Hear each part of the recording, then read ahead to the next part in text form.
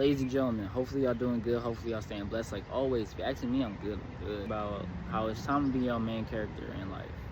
It's time to be your own main character in life.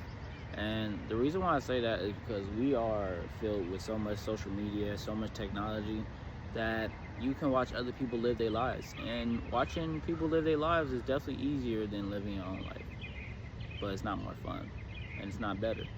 You know, I'm not a Twitch person. I'm a YouTube person. I watch a lot of YouTube, TikTok, all that. But I've been really stressing on getting off of it because I don't want to be like 30, or I don't want to get older and tell my kids that I ain't gonna lie, son, daughter, I spend most of my time on the phone, and I really do regret that. I know a lot of us are in the same position right now. Like, you know, we want to get off the phone, but we just struggling so hard. Like, you know, it's literally addiction, but we just don't admit it. And our lives is basically dwindling past us. It's just going past us so fast that we don't even understand. Talking about this makes me think of my childhood so much because, you know, the reason why all of us miss our childhoods, a main reason of mine, right, is that I know we all talk about how you used to go outside, play, friends, certain things, right?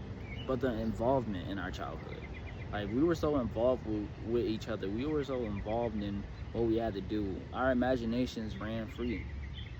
Like, you know, you could literally sit down. You could literally sit down and play with toys, or you can go outside, hang out with your friends, talk all day.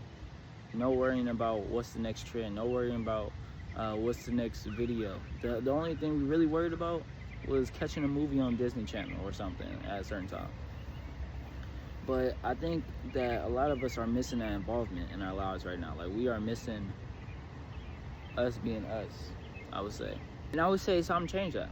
If you truly feel like, you know, your phone is taking away from your time to become who you are, if it's taking away from your goals, your dreams, if it's taken away from the time you have to explore this beautiful world that we live in, it's time to get rid of the phone.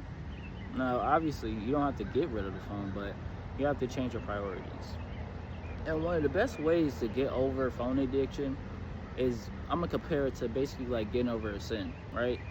The more you love God, the easier it is, or the more likely you will be able to overcome the sin.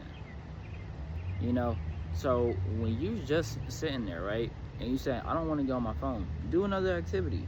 Go color, walk outside, ride a bike, talk to your friends, spend time journaling. You know, because one of the times, I mean, I'm still on my phone, decent amount, way less than I used to be, but one of the best things that I've started doing is I'm never at home. Like, you can ask my family, you can ask my friends, I'm never at home, and it's for a reason, because I want to spend most of my time doing stuff. And obviously, it comes to a point, like, you get tired, you want to chill at home. Nothing wrong with that. But you can still do other stuff. You can still read books, learn new language, all that.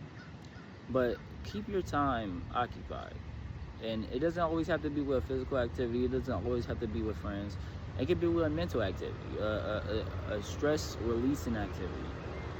Just remember that your phone is not everything.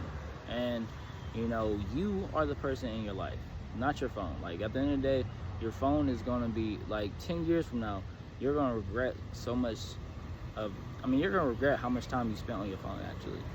And, you know, the best way, if you're doing it right now, I would suggest you to change, you know, because we have the power to change what we got right now. We have the power to stop being on our phone, live in a moment more, spend more time with family, friends, become the person we're trying to be. So, ladies and gentlemen, I ask you to do that. I ask you to give up that phone. Give up the FOMO, fear of missing out, and live your life. Discover who you really are. Discover who God is. You know, read your Bible more. Spend your time other than on your phone, with your spiritual life. Get everything correct. You know, get everything in order. But do not waste most of your life being on your phone. Do not waste most of your life being on your phone.